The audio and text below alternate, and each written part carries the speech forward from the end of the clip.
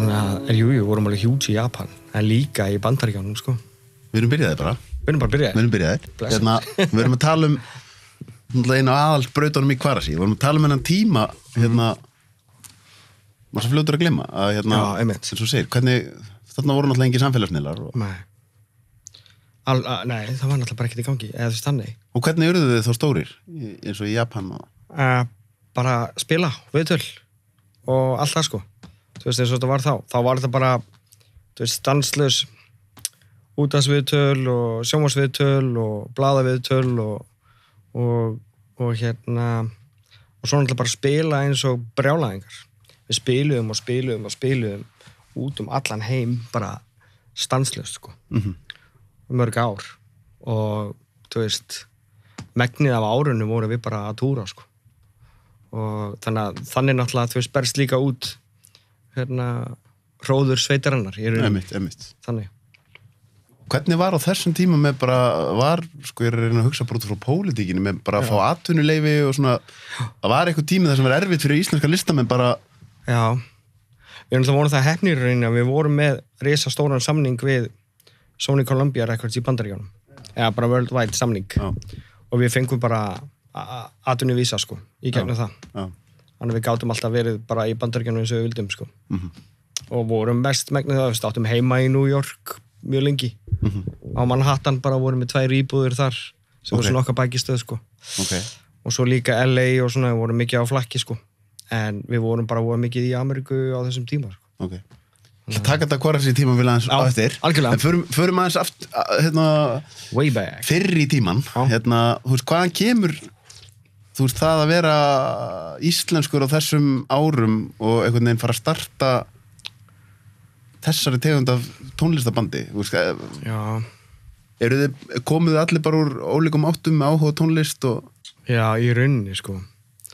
Komum allir á Vesturbænum nema Ómar, hann úr Breiðholti, eða Hössi reyndar aðeins að Nesinu, svona mörkunum, sko, en ég og Sölvi ólust upp bara eiginlega hlið við hlið, sko. Og gengum í Hagaskóla og Melaskóla og allt þetta í Vesturbænum bara. En, sko, ég hafði lengi verið að hlusta á hip-hop, ég held ég, og rap og þú veist, allt þetta. Ég byrjaði örugglega svona, kannski 9-10 ára. Þú veist, það þá, sko, 86, sko. Ég fætti 76, þannig að 86 ég þarna 10 ára gamall. Þá byrjaði ég örugglega að hlusta á svona svolítið hip-hop, sko. Og danstónlist. Og danstónlist. Já, ég alltaf hlusta rosa mikið á það líka. Eða þú veist, danstónlist rosalega vítt hugtak. En danstónlist getur verið útrúlega margt. En þetta svona hatturinn yfir óslega marga flokka. En, þú veist, maður var að hlusta á, þú veist, NWA, Public Enemy og þú veist, Afrika Bambata og eitthvað svona alls konar drasl, sko. Og en ég var byrjað að gera tónlist, svona, ég held ég að byrja að gera tónlist svona svipa leiti og þetta, svona 10-11 ára, þá var ég eiginlega byrjað að gera svona, kannski 12 ára, kannski byrjað að gera hip-hop, sko. En til að fá effektana og röddina og svona, ég kunni ekkert, sko, þá var maður með, sko, Amiga 512, sampler, sem gæti samplað í, sko, 5 sekundur held ég. Það var geðveikt, sko, núna getur við samplað bara whatever, sko. Og þetta var í rauninni þannig að mamma og pappi áttu síma sem var með svona gast talað, eða veist sett, hvað heitir þetta, svona hátalara. Já. Þannig ég tók upp alltaf kassutæki, setti sem kassutæki við síman, fór síðan hans í burtu og rappaði yfir lögin og tók upp á meðan til að fá, sko, síma-effektina á röddina, sko. Það var trikkið, sko. Menn þá þurfti að vera hugmyndaríkir, maður. Já. En þetta var svona, já, ég veit ekki, ég hef alltaf verið í tónlist. Ég stofnaði mér fyrstu hljómsveitir, ég var 8-9 ára sem hét því skemmtilega nafni Alcoholic Brothers. Veit ekki af hverju. Alcoholic Brothers. Og það var eitthvað svona blues, jazz eitthvað band, sko, ég var að syngja í því, sko. Og já, en hip-hopi hefur alltaf verið svona... Varstu með tónlistar áhuga bara alveg frá því þú voru pínu lítill, eða? Já, bara í rauninni, sko. Algjörlega. Og ég hef aldrei sagt neinum þetta, held ég, frekar steikt, sko. En ég man eftir því að ég var lítill, sko, og var að keyra með mömmu og pappa, sko. Það ímyndaði mér oft að ég var aftur í, sko. Og ég var ógeðslega frægur tónlistarmaður og þau voru bara að keyra mig á tónleika eða eitthvað. Þannig að þú hefur byrjað að síkrita þetta bara sem polli. Já, og svo fyndi sko þegar ég var í New York þá var ég í limbósi og satt aftur og fekk ég þetta aftur og ég já, ok, nú er þetta orðið að veruleika. En hvernig var, af því að svo erstu náttúrulega líka í hjólabrettunum og er það svona líka hluta að þú ferði í hiphop því að ég er aðeins yngri en þú en ég man eftir í svona hiphop á þessum tíma það var einmitt svona þetta voru svona rebel veist, og var það þó ekki svona góð einhvern veginn að tengjast því fyrir eitthvað sem kannski svona fann sig ekki í að vera bara eitthvað ég ætla að fara að vera lögfræðingur eða eitthvað. Jú, algjörlega. Sko, hjólabretti hefur gert alveg ótrúlega margt bara gert alveg bara eiginlega gert mig að það sem ég er í dag sko. Sem ég er ótrúlega þakklátur fyrir. Hjólabretti hefur eiginlega bara gert allt fyrir mig. Og án hjólabretti þá held ég að ég hafi ekki náð neitt sko. Án jokes. Þetta er alveg magna fyrirbæri og það er miklu meira heldur en bara spýta á hjólum. Þótt að þetta sé bara spýta á hjólum. Þá er þetta sem sagt sko, það hjálpar fólki þrautseigju, treysta á sjálfa sig, ekki gefast upp. Þú veist, ef þú dettur þá þarftu að standa upp og reyna aftur til að ná tilsettu trikki og þetta kennir fólki líka bara, þú veist, ekki gefast upp. Ef þú ætlar að gera eitthvað í lífinu, þá þú munt mistakast, þú munt detta og feila, en ef þú stendur ekki upp þá nærðu því aldrei. Þannig að þú þarft alltaf að standa upp og reyna aftur til að ná því. Og það er nákvæmlega sama og bara á hjólabretti og líka þú þarft að hugsa skiljur að gera eitthvað brjála trikkniður, eitthvað reilniður tröppur, þá þarft að hugsa sko 20 hluti á sama sekundu broti til að allt gangi upp og þannig að þetta hefur kennt mér bara ótrúlega margt sko líka að hugsa út fyrir kassan, vera vakandi fyrir umhverfinu þú veist, ég þekki allar tröppur í Reykjavík ég veit hver einasti kantur er búin til úr Reykjavíkar og þannig að maður svona verður svona ég held að maður verði aðeins svona opnari bara fyrir umheiminum og svona útsjónasamari og hugsa aðeins út fyrir kassan sko.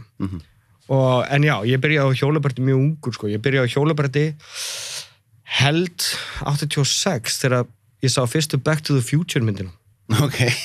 Þegar Michael J. Fox var að teika bíl og var að skeita og skransaði og kom elding þá var ég bara þetta er fucking málið sko. Ég ætla að gera þetta og bara, ég held ég hef ekki hætt að nuða í mamma og pappa fyrir en ég fekk mitt fyrsta bretti sko. Hvað er það í þessu skeitir að, þú veist, það náttúrulega er hjólabretti og svo jafnvel fara með aðeins á brimbretti og snjóbretti og svona, en það er, maður upplifir eins og það er náttúrulega misjamt eftir íþróttum, en þetta er svona íþrótt þar sem verður bara einhvern veginn svona alveg sér kúltúr og og það verður bara einhvern veginn svona einhver heimur í kringum þetta. Getur, sko, því mér er gaman að heyra það þú ert að útskýra að tengja hjólabrettið við bara lífið. Já. Sko þetta verður það alveg, sko hjólabrettið til dæmis, svo komst inn á áðan og kannski glemt að svara, hjólabrettið og tónlist hefur alltaf verið ótrúlega vel, tónlist, hjólabrettið og tíska. Einmitt, tíska líka. Þú veist, þetta þrennt er bara, hefur alltaf átt ótrúlega, bara þetta er eiginlega sami heimurinn, þannig séð. Og ég kynntist alveg rosalega mörgum, mikið af tónlist í gegnum hjólabrettamyndir. Þú veist, allar svölu hljómsveitinnar og besta og svalasta tónlistin, maður heyriði það alltaf bara í hjólabrettamyndum. Og svo náttúrulega var ekkert net, skiljur þannig séð. Hvaða tónlist var það?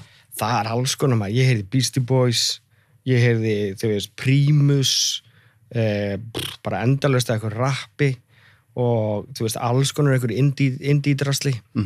Þú veist, Pixies, Cure, þú veist, alls konar svona dót, sko. Og þetta kynntist maður öllu í gegnum hjólabrettamyndi þannig að maður beið alltaf eftir að kreditlistin kom upp til að sjá hvaða lög voru við hvaða part svo þurfti maður bara að senda plötufyrirtækin út og panta plötur bara ekki með bara bréfi sko. Gerður það? Já. Mamma vinur var með vísakort foreldrar mínu voru ekki með vísakort þannig ég doblaði mömmu vinur mér til að setja þetta á kortið sitt sko eða eitthvað vinur mig. En hvað með þess, að því maður er alltaf með þessa tilfinningu, ég veit svo sem ekkert hvernig þetta er núna, en þegar ég var allavega að því við erum svona sömu kynslóð, þeir sem voru einhvern veginn í hjólabrettunum voru svolítið kannski ekki endilega þeir sem voru bestir í skóla, eða svona, svolítið svona, ég veit ekki, ég er einhvern veginn að reyna að ná utanum hvað ég er að segja, það er einhvern veginn svona átkast, sko. Aðeins svona, við erum aðeins svona móti kerfinu einhvern veginn og við erum aðeins öðruvísi. Nei, ég var alveg þar, sko, mér gekk aldrei vel í skóla. Og hefðbundin skóli átti aldrei vel við mig sko. Og ég bara hafði ekki áhuga á þessu ég hafði ekki áhuga á skóla og þú veist gekk bara ekkert vel í skóla þú veist, ég útskrifaðist ekki einu sinni úr gagnfræðaskóla sko. Okay. En síðan hérna ýtti mamma á mig að taka upp sko 10. bekkin í einhverjum svona tossa bekk einn veturinn eftir að ég sko bara árið eftir. Hvernig fóru menn að þið útskrifast ekki úr gagnfræðaskóla? Var það ekki skylda eða? Bara ekki mæti skólan skil. Ég varstu byrjað að skrópa bara og... Ég var bara hætt að mæta sko. Já. Þannig séð sko, fór bara á bretti og gera tónlist. Já. Og ég hugsaði líka með mér, þú veist, mér langaði ekkert að þú veist, ég ætlaði að vera 18 ára í hjólabretti og ég ætlaði að vera tónlistarmaður. Og ég svona eiginlega gerði bæði nema ég varð ekki 18 ára í hjólabretti en ég keppti fullt úti og kom nokkur samning hjá okkur búð og svona. Þess að hann tók hvar þessi svolítið við sko eiginlega bara alveg óvart. Já. Og bjóð út í Bandaríkjunum og svona. En hvernig var að vera, að því eins og bara, nú er ég búin að fá tíminn eins og bara til dæmis Bubba, Gunnar Nelson og fleiri sem einmitt bara voru bara hefðbundi nám, bara, ég er bara með aðrar hugmyndir. Á þessum tíma, þá var, við erum vonandi dálítið umburðarlindari núna, ef að krakkar vilja velja einhverja leið, eða unglingar. Hvernig var það á þessum tíma, menn? Þá var bara settur í tossabekk og var maður ekki svolítið þú út undan? Ég var ekki út undan vinalega, sé ég þannig. Nei. Ég var sko bara alltaf átt fullt af vinum og öllum að skýta saman þótt ég nefndi ekki mæti skólan sko. Þú veist, það var ekkert issue. Og þannig að það var ekki, hefur aldrei verið neitt mál sko. En ég var settur í tossabekk sko, sem hét A-bekkur í Hagaskóla. Og þar voru bara svona, þannig sé villingar skilur sem nefndi ekki að læra og eitthvað svona vesen sko. Og ef ég skrópaði of mikið, þá var ég alltaf látin elta kennaran. Nú, býtur nú. Þú veist, bara í mismundi, það sem hann var að gera á daginn bara. Í mismundi bekki og eitthvað. Nú, býtur nú. Já, þetta var eitthvað kerfi. Látin elta kennaran. Ég átti bara að elta umsjónakennaran. Bara það sem hann var að kenna. Og ég var bara alltaf að teikna. Þú veist, ég teiknaði mjög mikið á þessum tíma.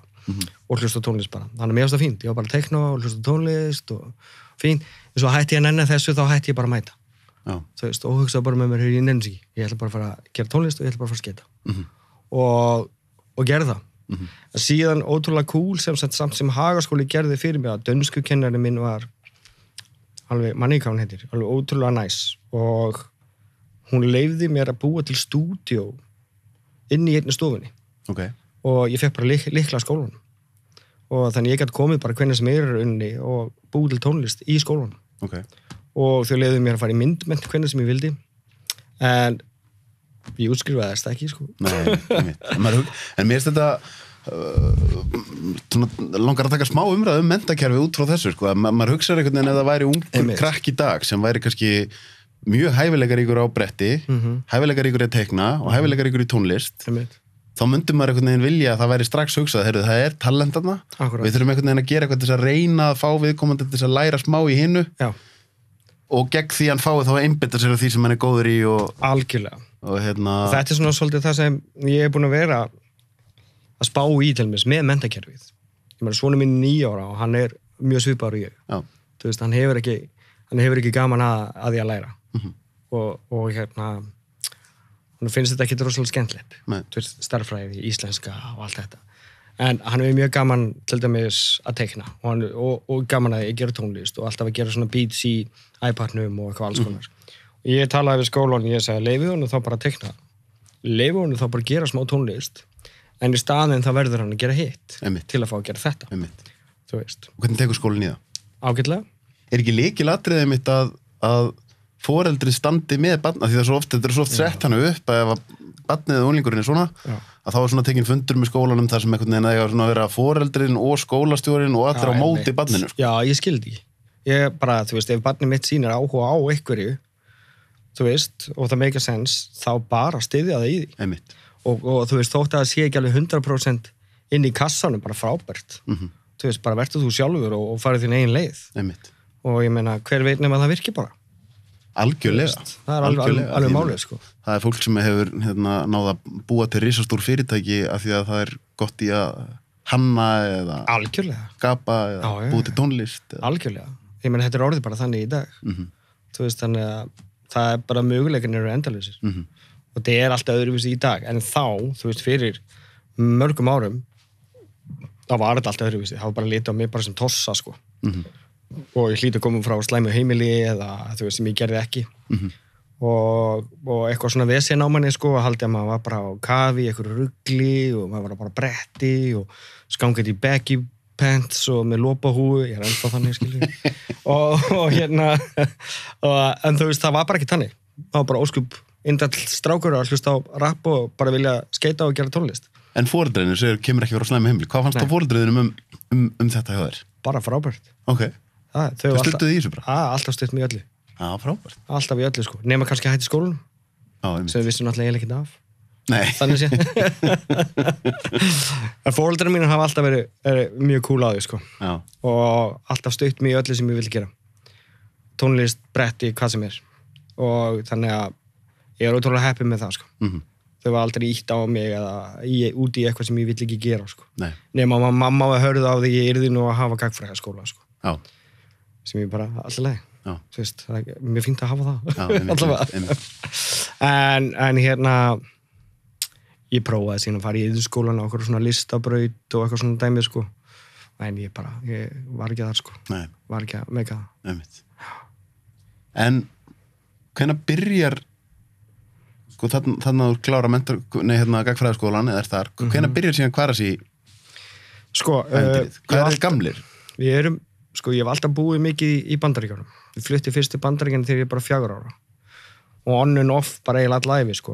Og síðan ég út ég flytt, foreldrinu mér flyttja út þegar ég 16 ára til Bandaríkjuna til Phoenix, Arizona og ég flytt þangað út þegar ég 17 árið setna, þau eru búin að árúti þegar ég flytt út. Okay. Og þar í 2 ár og að vinna bara einhverja bölva að skýta vinnu með þér.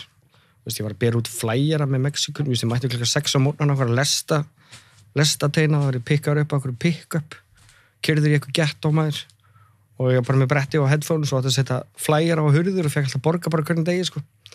Bara 17 ára sko. Hvar er Bandaríkjunum? Í Phoenix, Arizona. Ok. Það var reynda bara fínt sko, ég setti, þú veist, 20 flægir á eina hurð, búin snemma. Moldautt. Og en já, ég þar síðast í þessi 2 ára, ég bara skeita á milljón. Og ég komin á samning hjá okkur búð og var keppna og keppa og svona og gengur bara vel og þá var planið bara að ég ætla að vera atvinnum ára hjólabríði. Og ég meni hvergi betri staðir heldur en að vera bara, þú veist, í Phoenix alltaf sól og getur alltaf verið á bretti. Já.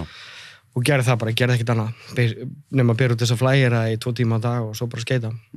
Og en ég ákvað sér satt sumarið þegar ég að verða 20 96 þá ákvað ég að fara til Íslands vorið og vera yfir sumarið bara að hitta strákana félagana og hanga og eitthvað og geri það sko og mamma og pappina þú úti ég flýg til Íslands og leiði mér íbúðir í bæ með félaga mínum Kára, DJ Kára og við búum saman í Hafnarstræti og þetta bara brjálaði tími og ég að reka sem sagt skatepark sem var upp á Faxaskóla sem var á vegum Reykjavíkurborgar og að reka það sem þannig og þá var fenginn sem sagt svona yfirmaður, ekki yfirmaður, svona umsjónamaður sem átti að hafa svona umsjón með parkinu. Vist, ég var að sjá pallana og hvort þau voru smíða og eitthvað svona dæmi sko og svo þetta voru svona umsjónamaður og það var sem sagt Sölvi Blöndal. Og ég ætlaði ekki að tala við þennan gæja sko. Bara hallarslega gæja sem ég hef séð á ævinni sko. Og ég þessi gæja ekki að ganga í mitt krú sko. Og síðan alltaf byrjuðum við bara eiginlega partía svolítið saman sko. Þú veist, ég bjó í Hafnarstræti með Kára og þar voru það var bara félagsmiðstöð sko. Með bara allir DJ-ar bæjarins að spila með 4 SLA og fullt af mixurum og brjála kerfi og við vorum bara þar bara svolítið mikið að partía sko, þetta sumar ég og Sölvi og fleiri sko. Svo kemur til tals að við erum að ég byrjaðar að búa til mikið af textum og áfullt af textum sem ég var búin að semja út í Bandaríkjunum.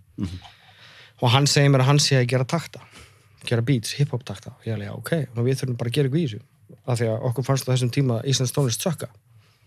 Ég tek alveg tilbaka svona smá óþróski en Já, ég skildi samt að því ég hef örgulega á sama tíma ég aðeins aftur, bara aðeins yngri þú og ég mitt bara ég var bara, ég man að hvert einasta skipti sem pabbi minn eða einhverju voru að fara til útlanda þá var bara verið að láta kaupa hip-hop diska og maður tengdi ekki við það sem var í gangi hér sko. Við vorum ekki að tengja við þetta. Við vorum ekki að hlusta á þetta heldur. Þannig við vorum meira að hlusta bara á breakbeats frá Bretlandi og hip-hop frá Bandaríkjánum og elektro og alls konar drasl og þannig við bara hugsaum með okkur, ok, ef þú ert ekki að takta og ég er ekki að rímur þá bara erum við fyrir stúdíu og við bara fórum út í skúr til Sölva sem er á Greinimill og hann sýnum við fullt af töktum og meðal annars var þá fyrsta lagið okkar Switch Dance, hann var með takta fyrir það og ég var með bara texta reddi í rauninni þannig að við ákveðum bara þetta er svona ágúst 96 sem þetta er júlí, ágúst 1996 og þá stofnum við í rauninni bara bandið sko en hann segist þekkja strák sem heitir Höskuldur sem var með honum í einhverju hljómsveit eða var í hljómsveit sem hétt Vúl ég tók þátt í músitilraunum eitthvað svona og söngvari og hann gæti verið flottur í bandi líka segir Sölvi, ég bara, cool og hann kemur í stúdíóið og hann er klæddur eins og rockar í eitthvað svona rock og roll ból og ég bara, þessi gæði er ekki farið fyrir bandinu sko ekki séns, ég var svo dómharra á þessu tíma ok, nei, en svo bara alltaf smallit allt saman þú veist, frábær söngvari og ég gæti látið hann fá rýmur til að rappa hann aldrei rappa á æfinni þannig við bara prófum okkur áfram og Richard vinur minn á þessum tíma kemur að verður DJ og þá er bandið bara fullt skipað á þessum tíma sko. Ok, sko því að á þessum tíma, tónlistin sem spilið er svona smá, eiginlega eina sem að ég hugsa er Beastie Boys, en það er ekki mikið af, þú veist, í venjulegu bandi er þetta svona, þú veist, það er gítarleikari, það er þetta, var alveg augljóst fyrir ykkur hver myndi verið í hvaða hlutverki eða voruð þið bara að fikta? Já, það var alveg augljóst, það var aldrei rætt, sko. Nei.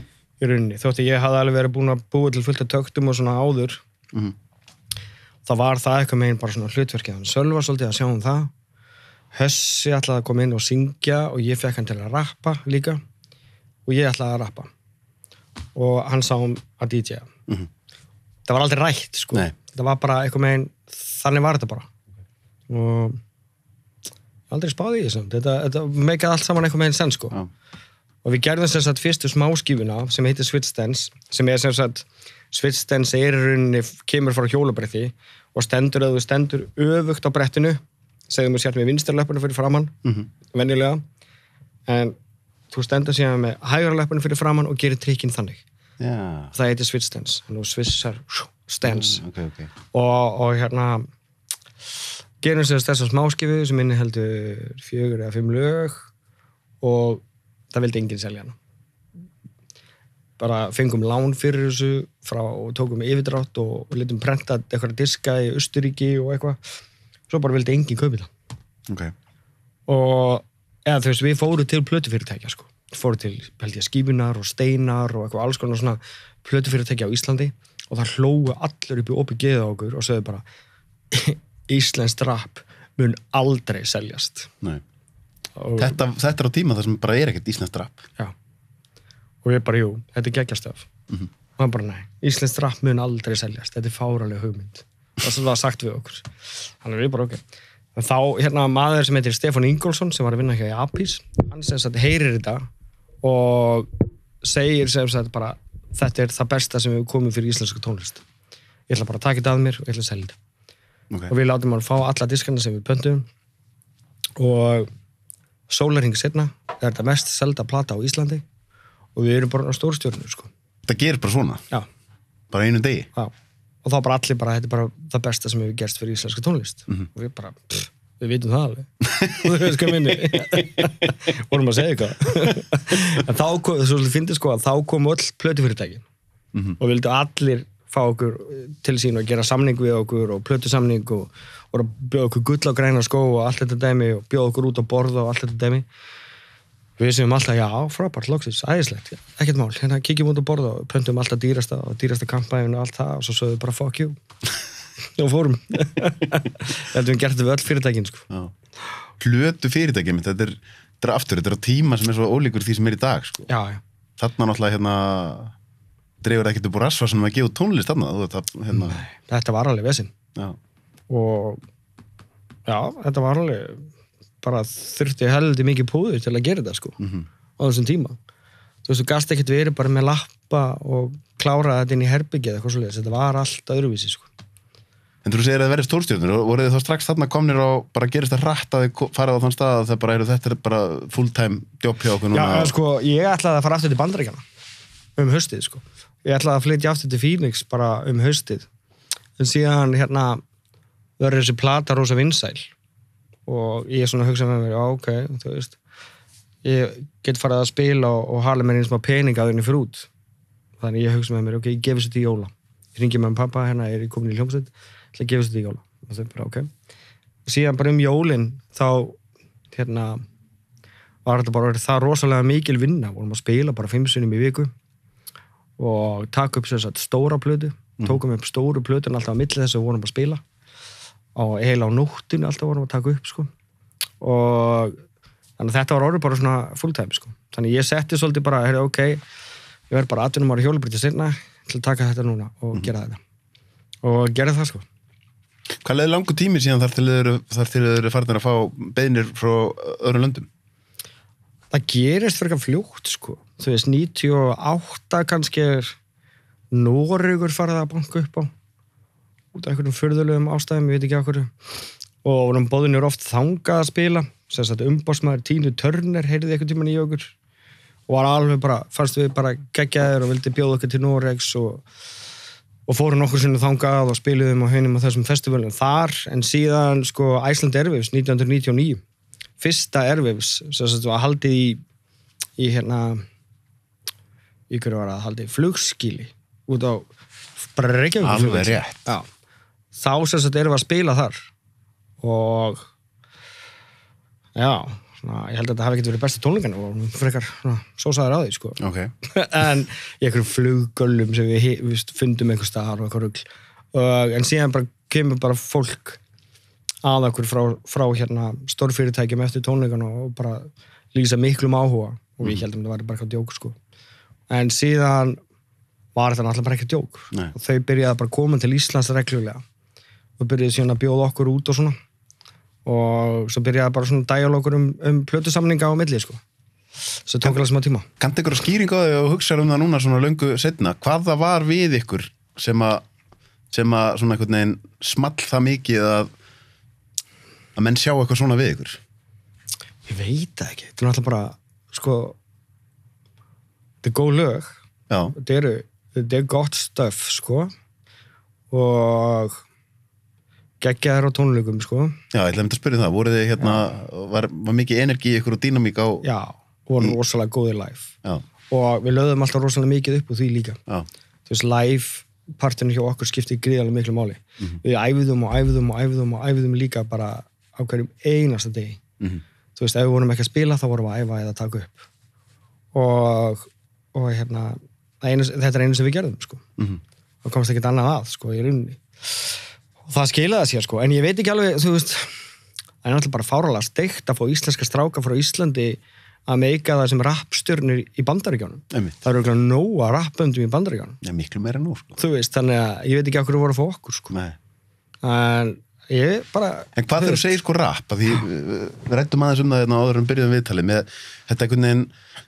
Það er samt svona einhvern veginn rappið sem maður var að hlusta og var samt ekki eins og þið, sko. Þið eru einhvern veginn eitthvað svona fusion. Já. Sko, við vorum aldrei sem sagt svona real hip-hop. Nei. Við vorum aldrei svona samþyktir þannig af svona real hip-hoppers eins og maður segir að við værum real hip-hop. Þótt að ég komi alveg úr því umhverfi og allt það, sko. En við svona, já, vorum að hlusta á danstónlist og breakbeat og svolítið frá Breitlandi á þessum tíma og rap og hip-hop frá Bandaríkjunum. Við svona tókum það svolítið og blöndum þessu saman, sko. Og rockið kemur bara eiginlega frá Sölva og Hössa, sko. Já. Ég hef aldrei verið mikill rockari, sko. Nei. En þótt að mamma og pappi skýrði mig steinar í höfuð og Rolling Stones, sko. Já. Það var ég aldrei þótt ég fíli Stones alveg. En ég hef aldrei verið mikill rockari, sko.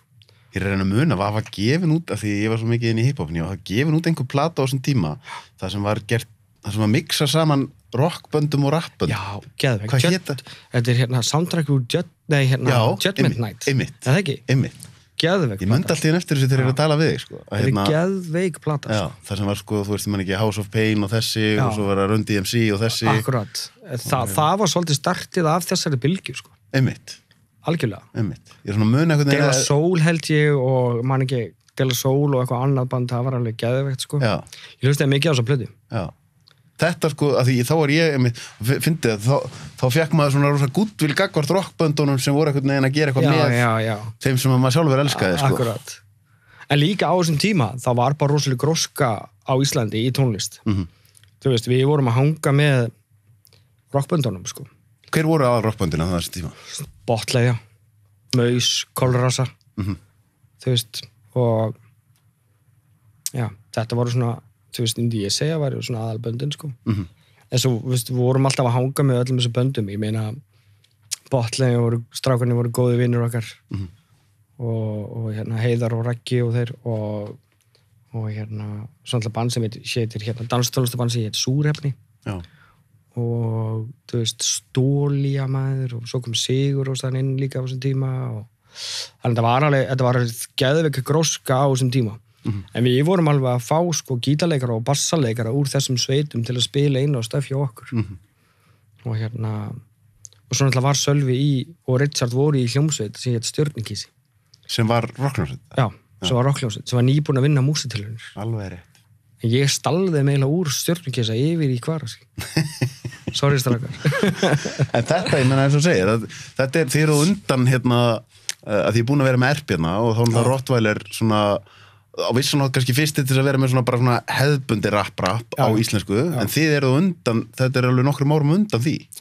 Já, ég held að Rottweiler hafi byrjað svona í kringu 2000, við vorum þarna 96 og árið 2000 vorum við búin að gefa út alveg 3 plötur sko.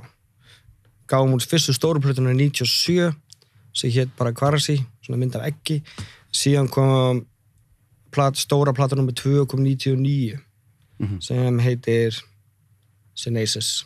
Akkur hérna er það fyrsta sem að fólk segir oft þegar maður ég er búin að segja við nokkra að vera að fara að fá þið viðtal og þá var alltaf fyrst að þeir voru svo vinsalegir í Japan.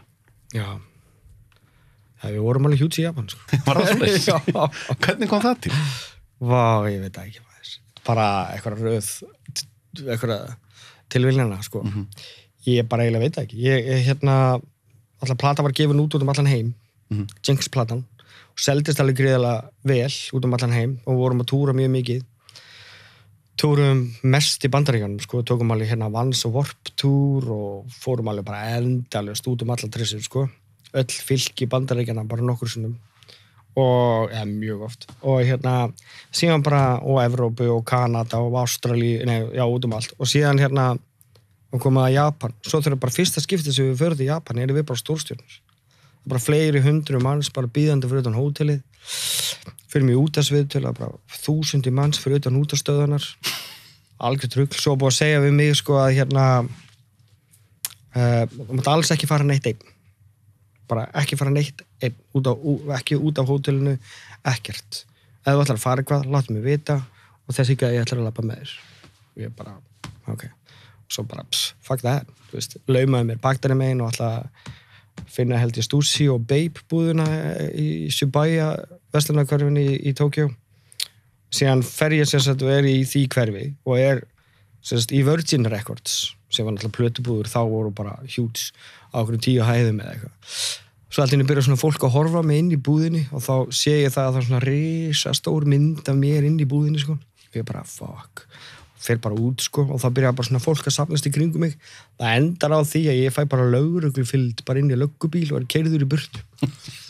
Þetta er ástæða fyrir því að ég mátti ekki fara neitt einn sko. Og þá var ég bara Jesus, þetta er bara eitthvað geðveiki sko. Og þetta var algjör geðveiki sko.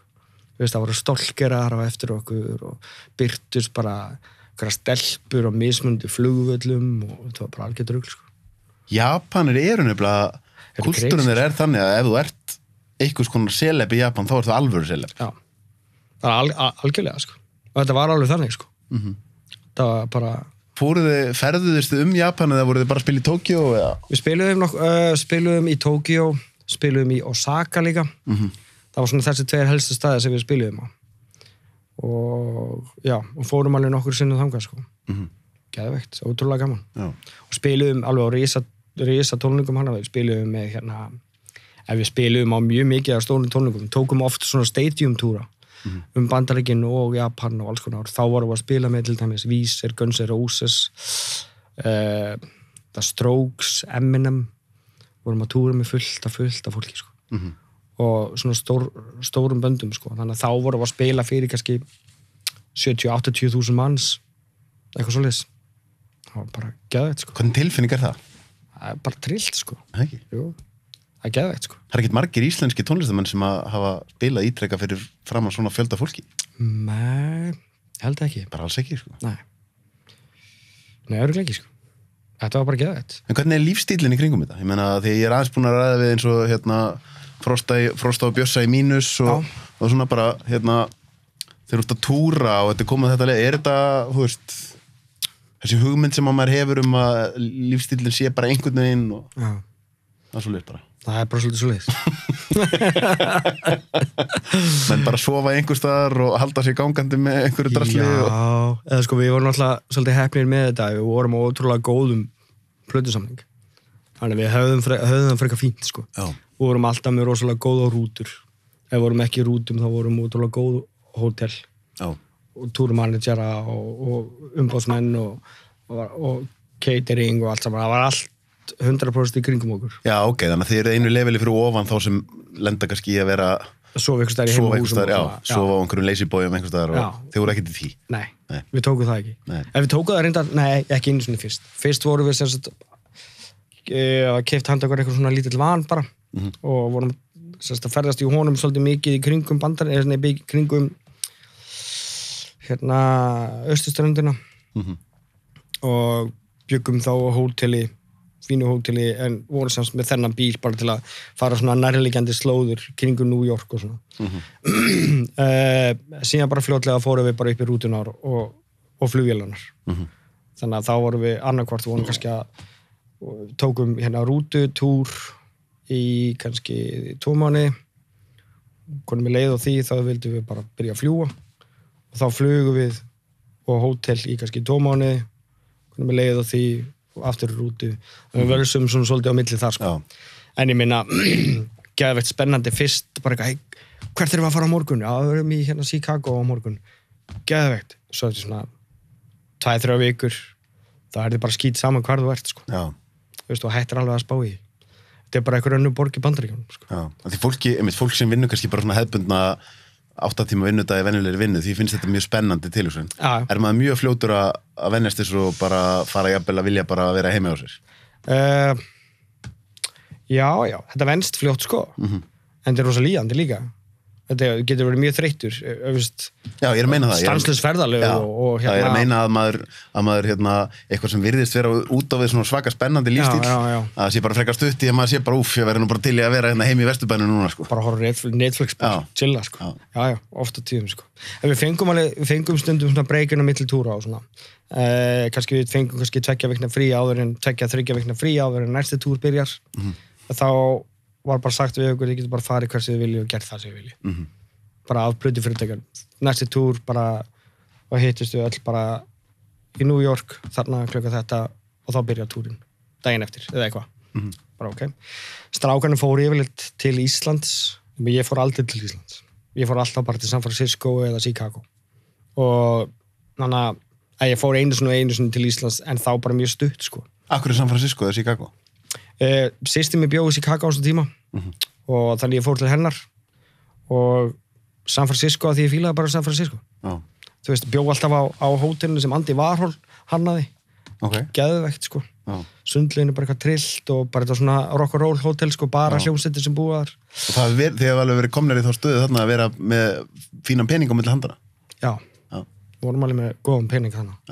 Við gátum bara gert það sem við viljum, sko. En já, þannig að ég sóttist aldrei eitthvað sérstaklega í það að koma hingað. Það leið bara betur úti, sko. Og það var bara mjög fínt, sko. En, jú, það getur alveg verið. Þetta er sjúklega gaman en líka sjúklega líðandi, sko. Hvernig er, þú veist, lífstílinn eins og bara því að það er einhvern veginn með tónlistamenn, að þá er einhvern veginn næstu því eins og þessi undantekning, kannski er það að breytast núna, eða örugglega er að breytast núna, en allavega í langan tíma verður þannig að þessi undantækning ef þú ert ekki að drekka dóp og djamma bara rosa mikið. Já. Var það þannig á ykkur eða?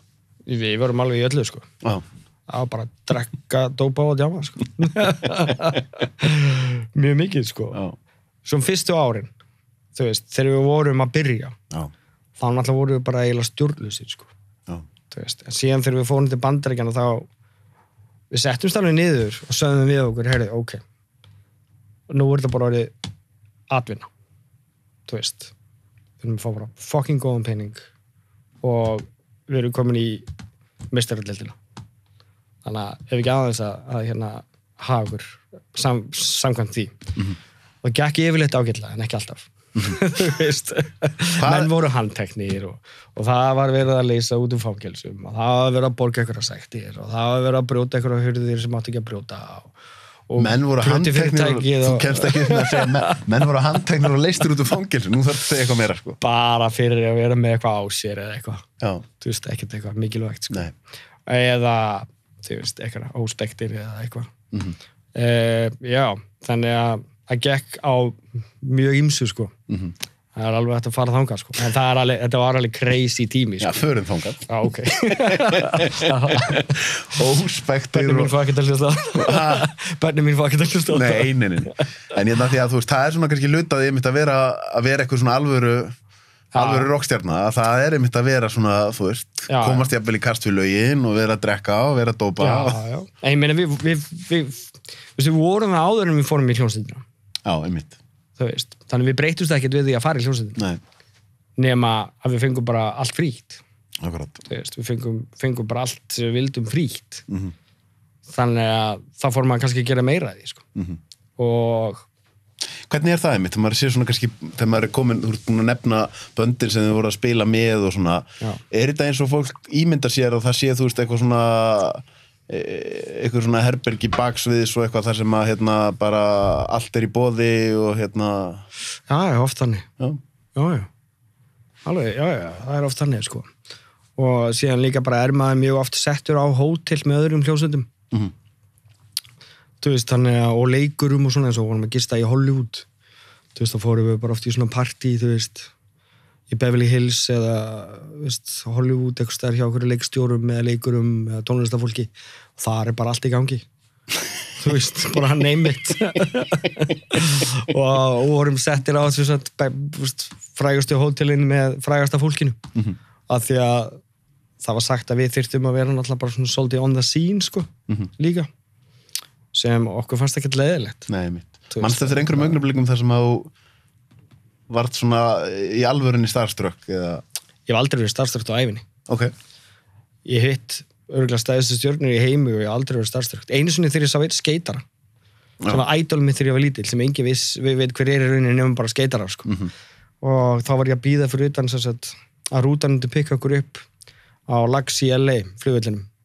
Og stendur einhver gæi þarna og ég bara, er þetta Matt Hensley? Og hann er Matt Hensley. Og ég bara, já, þetta er Matt Hensley. Og ég sé við Sölva, þetta er Matt Hensley, maður. Hann bara, hver? Strákar, þetta er Matt Hensley, maður. Þau bara, hver er það? Og ég bara, ég lappa upp á hann og ég bara, er þetta ekki Matt Hensley? Og hann segi, jú, ég er Matt Hensley, ég er að fara á Warped Tour. Og við vorum líka að fara á Warped Tour. Það var ný hljómsveit sem heitir Flogging Molly. Og ég er að túra með honum bara næstu 3 mánuði, þannig að við kynntumst rosalega vel og hann gerði með þessa lag með mér. Okay. Og það var þessast rúta sem ferðaðist með okkur sem var bara full-blown studio. Og við gerum lag saman og kynntumst bara nokkuð vel, sko. Það er fyrsta skipti og eina skipti held ég sem ég hefur verið bara starstruck. En eitthvað svona óraunveruleika tilfinning, þú veist, ég veit ekki, alveg, ég hugsa ef ég sæti hérna núna og Leonardo DiCaprio væri á mótinu, það myndi fá smá svona óraunveruleika tilfinningu. Já, skilji. Nei, veistu hvað, á meðan allt þetta var í gangi, og hann var bara svo fokk sama. Já. Og maður spáði ekkert í staðinu sem maður var á, hvað maður hafði náð langt. Ég meina, við fórum í stúdíó með Cypress Hill og gerðum lögum með þeim, vorum með túrum með stæðstu nöfnum í heimi og þetta fullt af pening og þú veist, bara name it, og við náðum bara mjög langt. En samt sem áður settist maður aldrei niður og sagði bara, vá, þetta er geðveikt. Af því maður var bara inn í þessu. Og svo eftir á að hyggja í dag, þá var maður bara svona, það var alveg svolítið fucking geðveikt, sko. Cypress Hill voru risastórar á sínum tíma. Já, þeir voru hjúts á þessum tíma.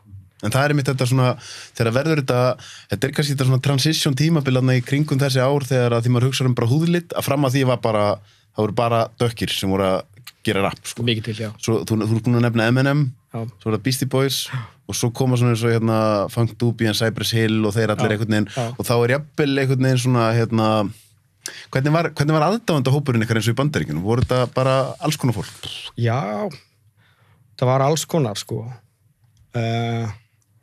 Já, þetta var alls konar, þú veist, og við vorum bara frekar mainstream, sko. Þú veist, við vorum að spila fyrir bara mainstream aðdáendur og fyrir huge crowd, þú veist, þegar við heldum tónleika sjálfur, þá var bara að mæta kannski 10.000 manns eða eitthvað, 10-20.000 manns bara til að sjá okkur. Og þannig að við náðum bara mjög víðum hóp, sko. En ég held samt megnið að það hafi verið eitthvað svona hvítir rúlingar í útkörfum Bandaríkjanna, sko, í einhverjum körfum, sko. Þú veist, megnið. Ég held það, ég veit það. Sem hafa tengt við ykkur að því þeir voru kannski svipaður og þið voru þeirra aldrei. Akkurat. En þeir eru komið með plötusamning sem svona stór og svona stóru leveli. Hversu auðvelt að halda stjórn yfir því sem maður að gera sjálfur? Það að segja að því oft þegar vinsældin er orðna mikil, þá verið að ýta artistum í einhverja átt. Já, við vorum frekar heppnir með það, sko. Við gátum alveg stjórn á því. Við fengum við vorum frekar lengi að malla samninginum okkur í hag marga mánuði, sko. Þeir senda okkur samning og við vorum marga mánuði að Finnbúsum og senda á milli og fara út og alls konar. Þannig að við fengum geggjaðan samning og algjört artistic freedom, sko. Algjört, þannig að þið stýrið bara hvernig tónlist eru að gera Já, bara öllum. Fengum það, sem mjög sjaldgæft.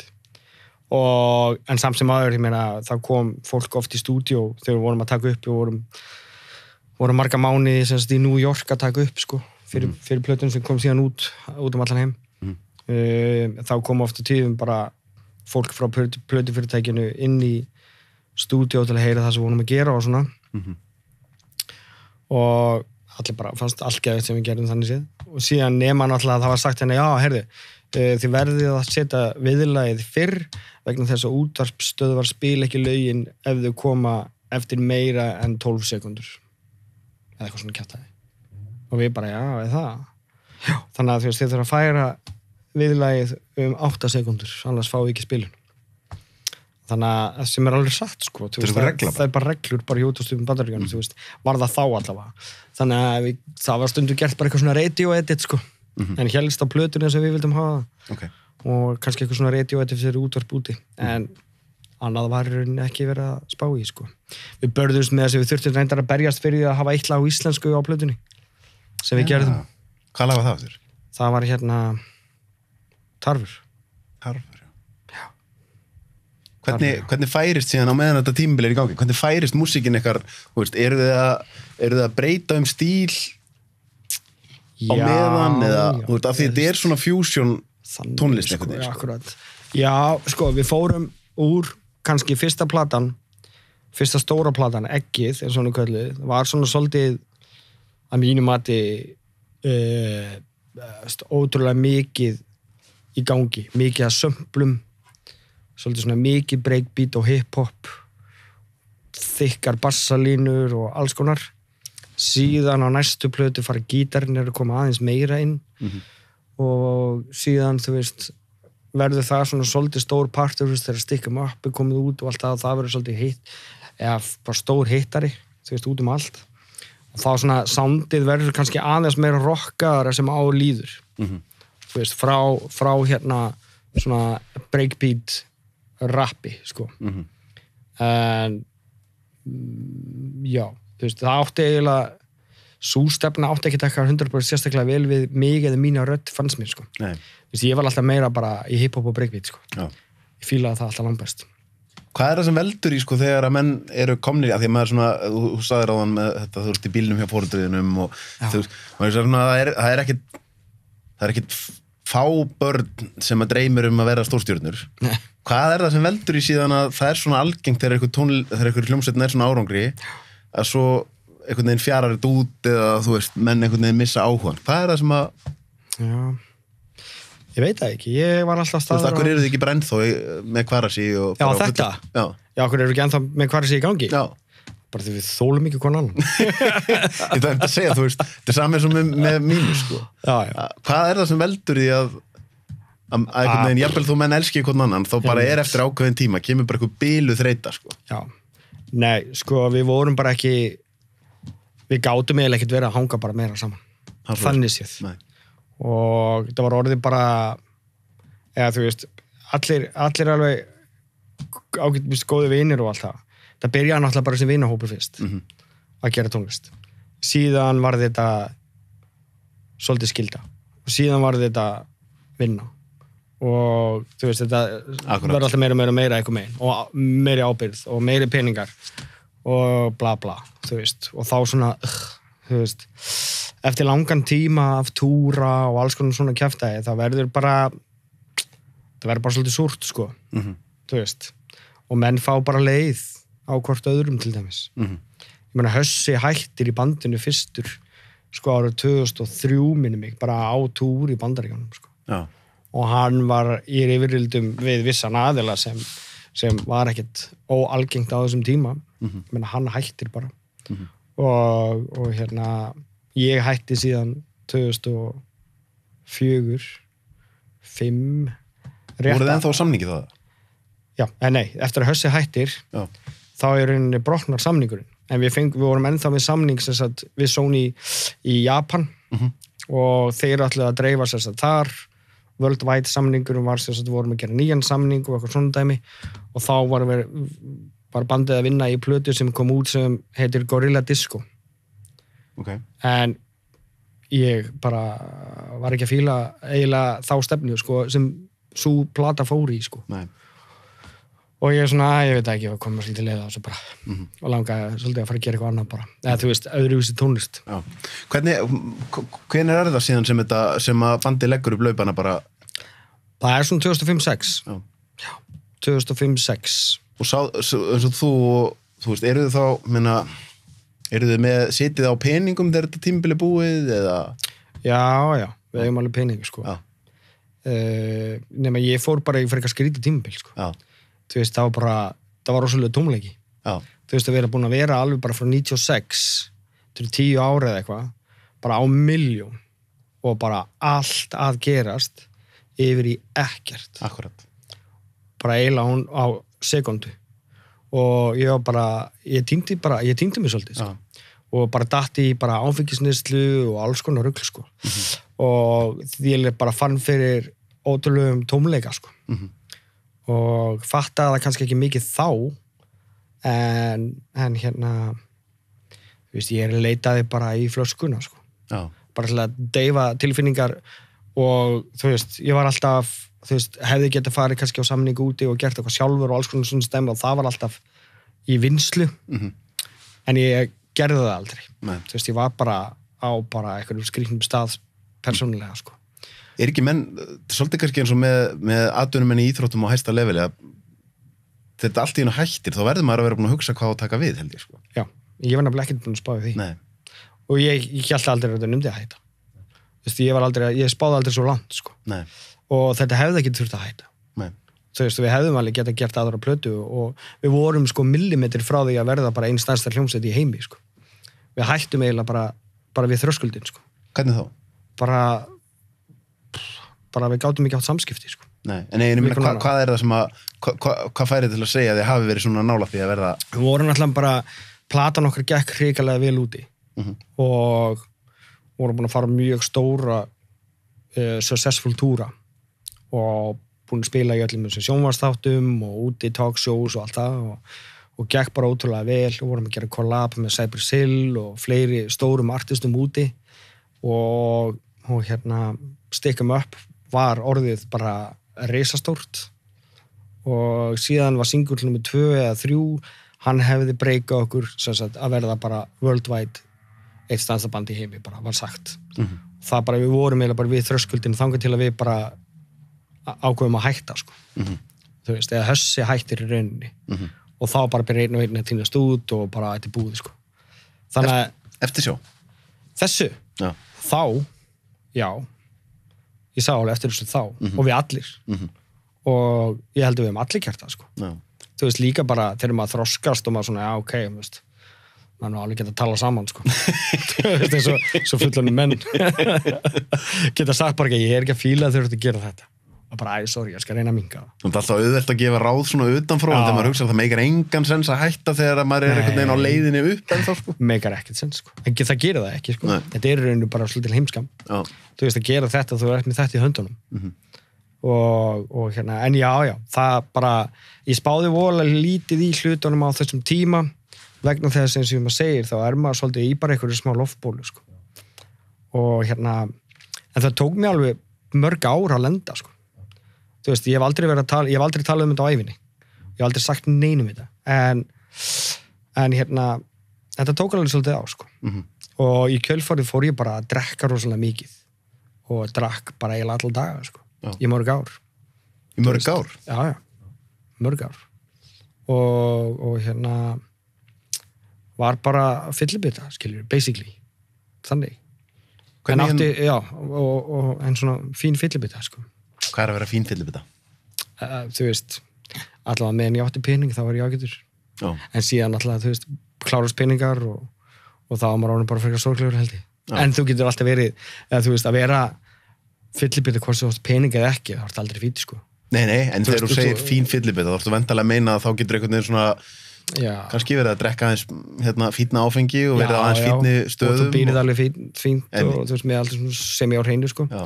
En ég meina, þú veist, ég hef aldrei getað haldið eðlilegri vinnu til dæmis á þessum tíma, sko. Nei, einmitt. Mætt 8-5 eða 4 eða whatever, sko. Ekki séns. Þú veist, ég var bara úti öll kvöld og alla nætur, sko. Já. Þetta náttúrulega bara hafði ótrúlega mikil áhrif og tók ótrúlega bara mikla orku náttúrulega frá manni að gera það sem maður gerir best, sem náttúrulega bara að skapa einhvers konar list. Já. Skeita, teikna, tónlist, hvernig sem það er. Þannig að ég gerði ekki neitt á þessum tíma. Jú, ég samdi tónlist og svona, en það var náttúrulega bara, þú veist, ekkert til að gefa út, sko. Já. Þú veist, ég var alltaf svona eitthvað annars lagið í stúdíó og svona. Ég náði aldrei eitthvað með að koma því almennilega af stað út af því að öll orka mín fór bara í eitthvað fyllir í, sko. En hérna Getur það ekki verið rosalega lúmst, sko, einhvern veginn, hvað við föttum ekki, það sem heldur okkur oft bara réttum með við línuna er að hafa tilgang og hafa rútínu og hafa eitthvað að gera svo það er allt í einu bara tekið frá þér. Akkurát, ég þurfti ekki að mæta neitt. Einmitt. Þurfti ekki að gera neitt. Og sérstaklega að fólk kannski á pening og þú veist, þú getur selt sjálf með þér að þú veist, þú megin og alveg við þessu, sko. Akkurát, ég meina, ég er búin að vera á fulli, ég ætla bara að taka mig smá frí. Já. Þú veist, ég ætla bara að detta á barinn og hafa gaman. Manstu eftir einhverju mómenti þar sem svona áttaðir það á því bara þú værir á leiðinni bara í rosa ranga átt eða? Já, seinustu árin, sko. Seinustu 2-3 árin á þessu fyllir í, sko, þá var ég bara, þú veist, ég er ekki að gera neitt. Þú veist, þetta er bara að vera fáránlegt, sko. Og ég bara hugsaði með mér, ég verð nú að fara að gera eitthvað, að viti. Þú veist, það var annarkvort að halda áfram á þessari braut og verður bara alltaf sólglegri og umulegri og bara, þú veist, halda áfram að gera ekki neitt í rauninni. Eða þá bara clean up og hætta þessu rugli og actually fara að gera eitthvað.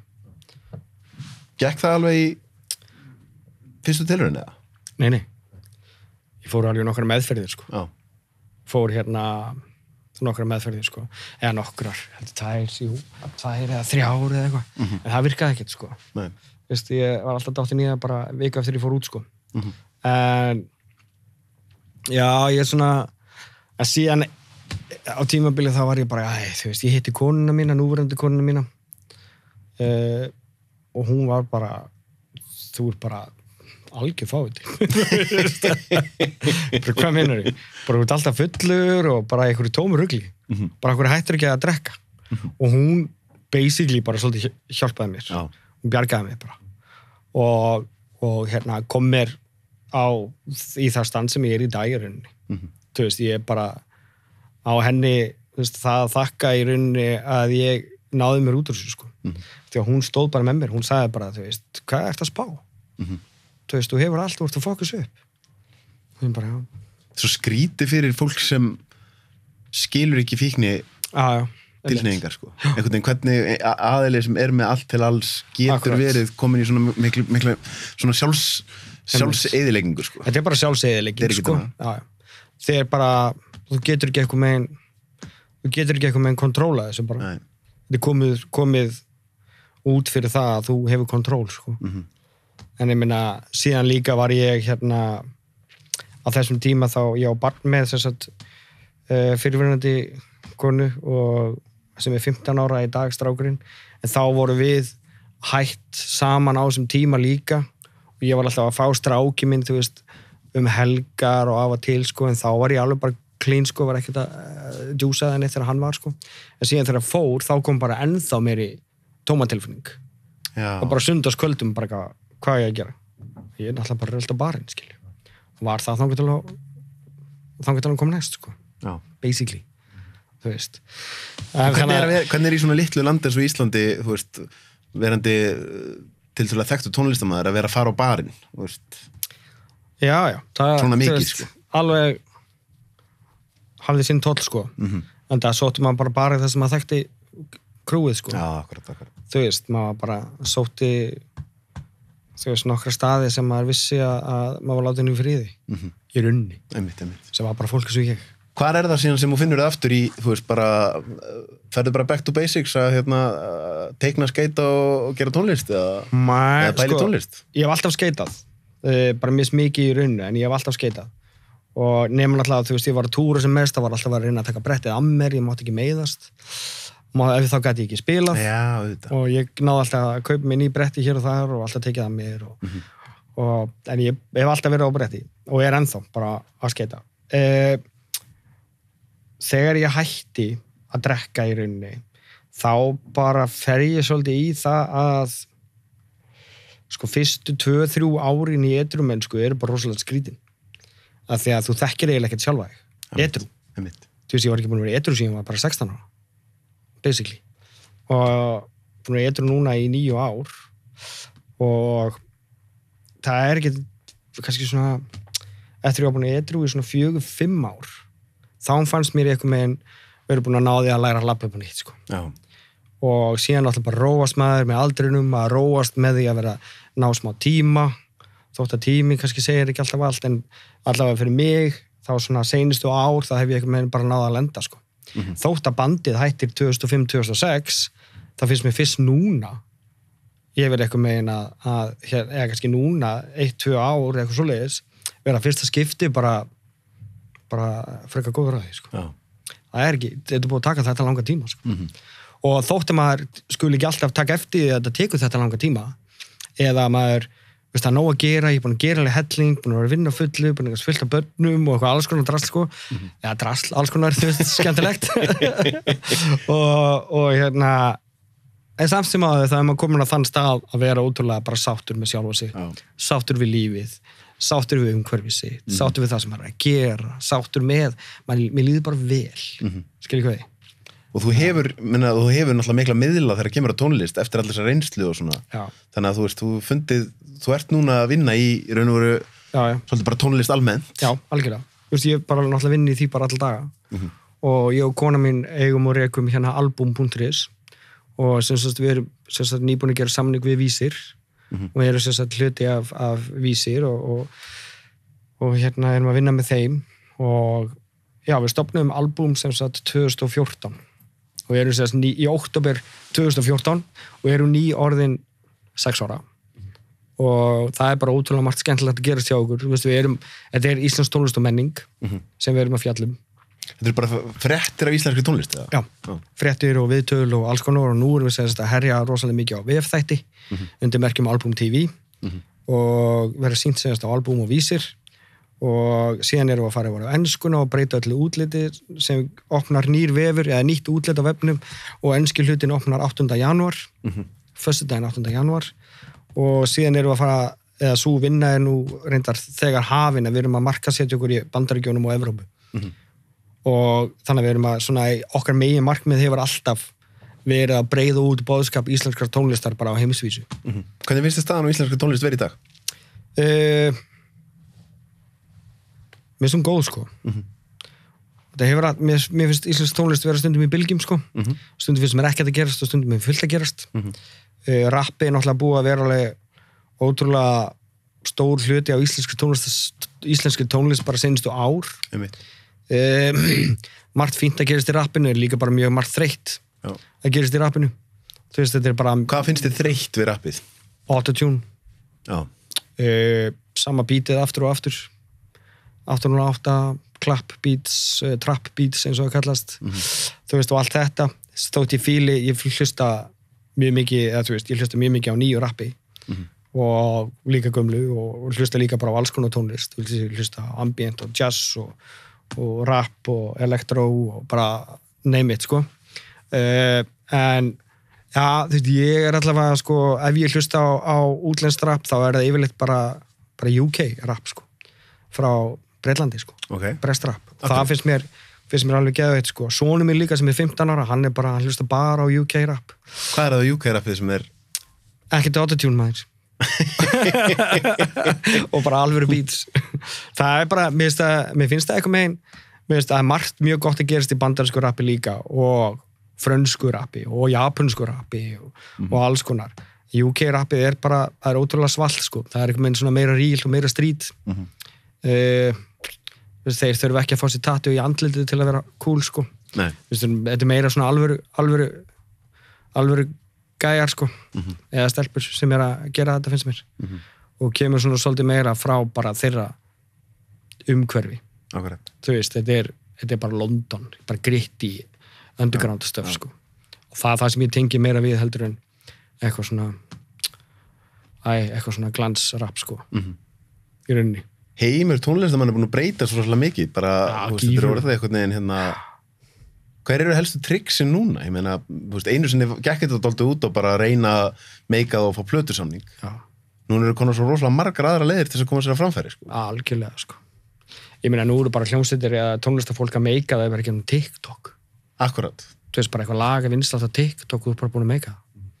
Þú veist, eða þú veist, þetta alltaf bara allt öðruvísi heldur en það var. Já.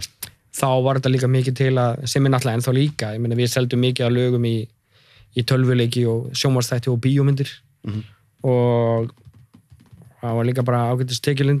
Já, var það stóð partur að þessu? Já. Ok. Seldum Fast and the Furious maður og Alias og FIFA minni mig og eitthvað trommuleik og alls konar drasl. Þá verið að kaupa hjólabrettamyndir og Því oft var það þannig að hljómsveitir voru að gefa út einhver sérstök lög bara fyrir einhverja myndir, en var það þannig að það verið að kaupa lög sem voru þegar existing hjá ykkur? Já, eins og Stick 'em Up. Stick 'em Up fór í einhverja tölvuleiki og sjónvarpsþætti og bíómyndir. Og hérna, Fast and the Furious tók Stick 'em Up, keypti það. Við seldum Baseline til NBA, því að aftasta línan á vellinum heitir Baseline. Já. Það var alltaf að vera að spila það þegar liðin var að labba inn, sko. Og eitthvað svona alls konar. Eru þið enn að fá pening fyrir, er enn verið að kaupa tónlistinningar núna? Já. Og alltaf var að beða okkur að spila, við getum verið að túra um allan heim. Er það svoleiðis? Já. Við bara segjum allan heim. Hafið þið eitthvað rætt að koma saman aftur það? Já. Við höfum alveg rætt það. Og við höfum alveg verið að spjalla en ég held að það sé engin grundvöldi fyrir því. Ekki? Nei. Ég held að sé ekki að fara að gerast. Akkur, er það bara því þið eruð ekki allir á sama báti þó það? Já, og bara menn eru bara mismunandi stað, sko. Já. Þú veist, þetta bara menn eru að gera annað. Já. Og kannski eru sumir líka bara kominir, menn eru kominir mislangt frá þessu. Einmitt. Sumir bara ekki þarna, lengur. Nei. Þú veist, ég tristum mér að fara upp á svið og eftir, sko. Já, það svoleiðis. Ekkert mál. Minnstamál í heimi, sko. En hvernig þeirra bönd oft eru bönd náttúrulega koma með endurkomur þó það sé búið að breyta aðeins line-upinu í bandinu? Já. Við getum alveg gert það. Er það ekki eitthvað sem menn að bæli það? Ég skal bara gera þetta og spila lögin. Fá allt nýtt. Það ein hugmynd. Já, ég meina það alveg örugglega. En ég meina það segir eitthvað að það er enn eftirspurn eftir ykkur svona mörgum árum eftir að hættu það, þá greinilega einhver grundvöldur þarna. Já, ég meina Japan ofta banku upp á og eitthvað, Bandaríkjun og svona, og hérna heima líka. Þannig að ég var nú bara senast að segja eiginlega nei við stóri giggi hérna á Íslandi bara, held ég að sagt nei bara við því í gær, sko. Já, það? Já. En þá væntanlega svo sem er að biðja giggi veit að þið eru það hættir og er það krefja ykkur að koma saman aftur eða biðja ykkur það? Já. Og væntanlega áttamenn sér þó á því að ef þú ert að biðja eitthvað svoleiðis þá þarftu náttúrulega punga vel út og þarftu að taka upp veskið, sko. Já, taka upp veskið. Þannig að þetta er þá ykkur aðileg sem er til í að taka upp veskið. Já. Ok. Við fáum oft svona. Já. Og bara mjög góður peningur. Ef við segjum bara, ég vildi alltaf nei, ef við segjum bara alltaf nei, sko. þannig að við gætum í rauninu örugglega ekkert verið að gera neitt annað heldur en að taka bara nokkuð gig á ári sko. Og máli dögt sko, en sem er alveg örugglega allt í lagi þú veist, spila 5-6 tónleika á ári og máli dögt En hvað með bara unga eru ungu tónlistamennir á Íslandi eitthvað að leita til eins og þín og svona, þú veist, bara Já, sérstaklega náttúrulega gegnum albúm þú veist, við fáum alveg gríðarlega mikið sent af alls konar demóm og lögum og fréttum og allt þetta og mjög margir að spurja mig álits á, þú veist, hvernig finnst þér þetta og hvernig finnst þér hitt og hérna, hvernig finnst þér bara allt þú veist, á ég að gefa þetta út, á ég ekki að gefa þetta út og þannig ég er bara mjög mikið að hlusta líka og gefa svona mitt take á kannski tónlistin sem fólk er að gera sko þannig að það er alveg ótrúlega gaman og já, virkilega gaman sko þannig að albúm hefur alveg sko gert alveg ótrúlegustu hluti og líka bara við höfum náðum mjög langt með albúm fólkið, aðsóknin á albúm er rosa mikil og hérna þannig að það hefur gert alveg ótrúlega margt bara fyrir mig líka persónulega þú veist, mér finnst þetta alveg ógeðslega gaman og ég brenn fyrir tónlist og sérstaklega íslenskri tónlist og kona mín líka, Sigrún þannig að þú veist, við erum að vinna í rauninni við það sem við elskum sko. Og það er að miðla íslenskri tónlist og koma, þú veist, vekja bara áhuga og athygli á íslenskri tónlist sko. Þannig að það er mjög gaman að geta verið í þeirri stöðu að geta leiðbind í ungu tónlistafólki sko. Það er bara geggjað. En er trixið þá í dag fyrir þá sem er að koma upp? Menna, er eitt af trixunum að vera bara nógu sýnilegur á öllum þessum plattformum? Það er að segja, þú veist, eins og segir, bara TikTok, Instagram, bara einhvern veginn að þú veist aldrei hvar þú gætir fengið eitthvað tækifæri. Já, algjörlega. Ég meina að þú veist, nú þarft í raunin að vera bara á öllum stöðum. Instagram er náttúrulega stór partur af þessu. Þarft að vera með Instagram síðu, TikTok, Facebook, ég er svona þú veist, þetta er svolítið dottið út þarna, sko. Síðan er, þú veist, margar leiðir til að náttúrulega koma að vera framfæri, þú veist, plötusamningar er ennþá í gildi erlendis og hérna þeir geta náttúrulega alltaf komið þér á okkur vissa staði úti og túra og svona. En svo er þetta líka bara heppni. Þetta er bara heppni. Þú veist, ertu með gott lag, ertu á réttum stað á réttum tíma. Þú veist, er þetta make a sense akkurat núna, ekki eftir mínútu. Þú veist, þannig að þetta er alveg, þú veist, að meika það sem tónlistamæður eða tónlistakona, hvernig það er þá, þetta er líka heppni, sko. Það spilar alveg stóran partí í þessu. Ég meina það er fullt af tónlistafólki sem er alveg sko 10.000 sinnum hæfilega ríkara heldur en frægasta tónlistafólki í heimi og hefur allt, þú veist, til þess að bera að vera stærstu stjörnur í heimi og selja massa mikið plötum eða streyma eða whatever en þau bara er ekki heppin. Einmitt. Þú veist. Maður hefur séð, jafnvel, þú það sé kannski ekki alveg sama tegunda tónlist eins og þið, eins og bara í þessum hæfileika þáttum, sko, Idol og Voice og svona. Maður sé bara eitthvað sem er kannski búin að vera bara spila á einhverjum neðanjarðar lestastöðum og svo bara einhver sem er bara virtuós og gítar og eitthvað svona dót, sko. Nákvæmlega. Og það er svona bara ókei, þú veist, þetta hæfileikaríkasta fólki fær bara stundum ekki break, sko. Algjörlega, það er oft þannig. Og það er bara mjög gott þannig, sko. Þannig að það er ekkert alltaf hæfileikaríkasta fólki sem kannski er að meika það, sko. Ekkert endilega. Og upplýður það líka eins og með bara þessi stóru plötufyrirtæki, það er svona þessi dreifingi gegnum netið núna er náttúrulega svolítið búin að taka það að valdi koma alltaf ofan. En þegar það var meira valdi plötu, var þetta ekki þá svolítið þannig að það var bara hægt að handpikka þegar við ætlum að gera þennan vinsalan, þessi þarf að bíða aðeins og einhvað svona. Fyrir ekki eftir hæfileikum? Nei, í rauninni ekki. Þetta er eiginlega bara þannig. Sko, það var sagt við okkur til dæmis að herri, já, strákar, þið þurfi ekki stílista, þið er alveg nógu cool. Og hvaða merki viljið þið? Þú veist, hvaða föt viljið þið? Þú veist, eitthvað. Viljið þið fá stílista eða eitthvað? Ég bara, nei, ég þarf ekki stílista. Og ok. Og þannig að þú veist, það er alveg ökt eru tekin af fyrirtækjum og sagt bara, herri, þú ert bara svolítið lúðalegur, við ætlum að ráða hérna inn í stílista, við ætlum að gera það sem er cool, tónlistin hefur ekki alveg, en fyrir okkar parta þá fengum við bara algjört artistic freedom og við sem bara nei við stílista, þannig að fengum bara verið við sjálfur, en það er mjög ofta tíðum sem fólk er bara tekið og sett í eitthvað hólf. En líka náttúrulega, þú veist, það er líka gert bara líka þannig að þau gera 10 samninga á dag, en það er kannski bara 1% af þessu sem er actually tekið og sett eitthvað púður í, sko. sem eru bara sett á hold í 3-4 ár og svo bara látið droppa jável. Þannig að, þú veist, að komast á samning hjá stóru fyrirtæki ekkert endilega bara eitthvað, ég er búin að meika það. Nei, nákvæmlega. Þú veist, það ekkert alltaf sett púður í allt, sko. Við vorum bara heppnir, eins og við segjum. En hvað með skeyterið, maður sér ennþá, veist, það alltaf x-hópur sem með ástriði fyrir þessu eitthvað svona. Já. Fyrir marga þetta bara, eins og þú sagði, hvernig orðar þetta, spýta á hjólum. En þetta náttúrulega svakaleg í raun og veru listgrein og þeir sem að verða góðir í þessu náttúrulega að æfa alveg brjálaðislega mikið. Brjálaðislega mikið.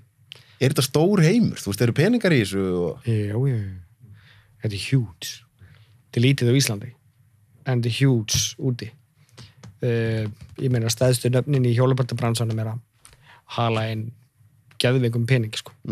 Búa bara í viljum og keyrum á flottustu bílunum og allt þetta, sko. Þannig að þetta alveg huge iðnaður og mér hjólabrætti var núna fyrsta skipti átt að vera á ólympíuleikunum núna. Þannig að þetta orðin ólympísk íþrótt. Það svona skipta skoðanir með það, þú veist, hardcore skeitarnir ekki að fíla það. Nei. Jokkarnir að fíla það. Þú veist, og þú veist, þetta svona 2 heimar, ólympíuskeit eða þá bara streetskeit. Hvernig væri keppt í skeiti og ólympíuleikum? Það bara, þú veist, það stökk og... Já, þetta örugglega, þú veist, þetta sem ég flokka mig bara svona streetskeitari. En þá þetta bara skatepark. Þú veist, með svona quarterpipes og reilum og tröppum og köntum og alls konar þannig. Og síðan bara keppt í því og þú fari kannski mínútu. 1-2 mínútur til að gera þitt rönn. Og þú var 3 þannig og svo kannski best trick. Þannig að svo bara stig, bara dómarar sem gefa stig fyrir hvert rönn og svo bara stigagjöf sem ráða ríkjum, þú veist, hver vinnur. Og þetta orðið alveg huge, bara rosa stór heimur, sko. Og mjög miklu peningar í þessu líka eftir að, þú veist, stóru fyrirtæki eins og Nike og Adidas og fleiri eru farin að dæla í þetta peningum, sko. Þannig að það náttúrulega stækka þetta alveg gríðarlega. Einhverjir, sko, við erum náttúrulega með hérna á snjóbrettunum það Halldór Helga og svo Heiðalogi vinnu minn svona fór langt með að make a living á því að vera surfari. Einhver í hjólabrettunum á Íslandi, einhver efnilegur eða einhver sem að... Já, það eru mjög margir efnilegir. En þeir hafa ekki kannski náð... Það engin sem hefur náð alveg í gegn. Nei, engin sem hefur náð alveg í gegn ennþá. En það eru nokkrir alveg mjög efnilegir sem ég alveg að náði, sko. Og líka er bara að koma upp núna bara ný kynslóð af skeiturum sem eru bara geggjaðir. En það sem vantar líka á Íslandi er aðhald í kringum sportið. Þú veist, ég á og rek hérna hjólabrettafélagi Reykjavíkur og við erum sem sagt, það íþróttafélagi inn í ISI og IBR og bara rekið eins og Breiðablik eða KR eða eitthvað og það vantar það sem sko vantar henni í kringum hjólabrettafélagi íþróttan á Íslandi er náttúrulega bara alvöru innanhúsaðstaða og það sé rekið sem slíkt skilur ekki rekið bara sem eitthvað hangout, heldur bara rekið sem bara íþrótta. En hvað eru þið eins og núna þegar það er komið snjór og hálka úti og hvað eru þú að æfa núna? Við erum húsnæðislaus og við erum búin að vera það í ár en við erum að vinna sem sagt að húsnæði eða þú veist við erum að skoða okkar möguleika og þannig það er bara allt í vinslu þar í rauninni sko. En þú veist ég brenn fyrir þetta ennþá þú veist ég bara það seinasta sem ég geri á hverjum einustu degi þegar allir eru farin að sofa þá tek ég 20 mínútur og horfa hjólabrettavídeó á YouTube sko. Er það svoleiðis? Alltaf. En hvað skeitar mikið sjálfur? Sko þegar ég er með skólan og námskeiðin og er að kenna þá er það 4-5 sinnum í viku en þegar ég er ekki að því kannski 1 sinni í viku 1 sinni, kannski 2 já, 1 sinni 2 í viku en það er bara mjög mikið að gera náttúrulega þú veist, já, heila hljómsveit á börnum sko og já, 4 börn og 3 fyrirtæki og þannig að það er bara mjög mikið að gera en ég er alltaf til að setja allt á hillina til að fara að skeita sko en líka bara það er æðislegt, ég get líka að fara að skeita með strákunum mínum sem er 9 og 15 þannig að það er bara ótrúlega gaman að geta að fara með þeim sko það er geggjað þannig að það er ekki að taka nei, ég er með dóttir mína og eitthvað, allir komin að þennan aldrei einmitt já, gaman hvernig ég spyr fólk oft í lokin að þetta er búið að vera áhugavert ferðalag hjá þér hvað ef þú ættir að gefa sjálfu þér ráð 18 ára útgáfuna sjálfu þér með alla reynslunum sem þú ert komið með það er svo mikið maður Ok, ekki vera fáviti. Það er nummer 1. Þetta eru nokkur ráð, sko. Ok. Bara í rauninni þú veist, ég finn það alveg ég er náttúrulega 44 ára, sko. Og ég finn alveg rosalega mun á mig núna og til dæmis þá. Þú veist, ég ekki einu sem að hanga með mér 18 ára í dag, sko.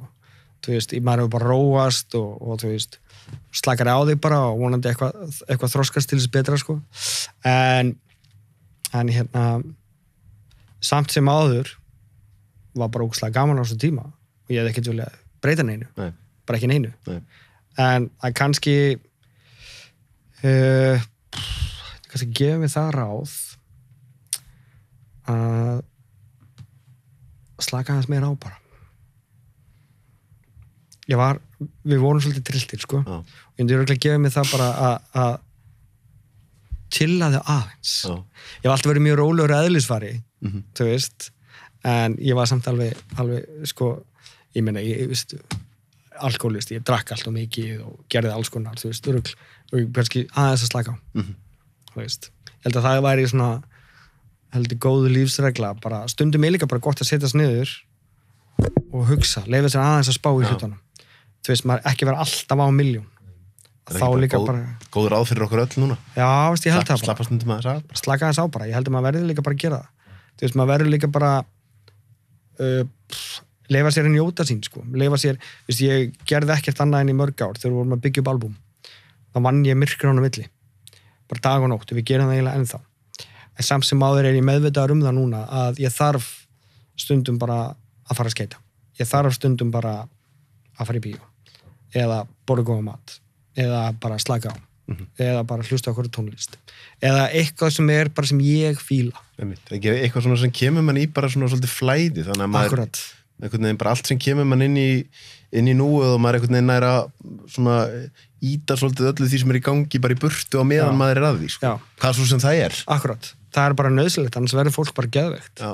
Þú veist, ef það er stanslaust áreiti og það alltaf að hugsa 10 hluti í einu, þá bara, og fyrsta lagi, þá nærðu aldrei neitt. Ef þú nærðu ekki að innbytta þér á 1 hlut, hvað þá 10, skilur við, þá munur hlutunum aldrei ganga upp, sko. Þannig að það er nauðsynlegt að setjast niður og slaka þess á. Ég hef svona gefa mér það ráð, sko. Góð lokaorð. Yes. Takk fyrir komuna. Takk fyrir mig.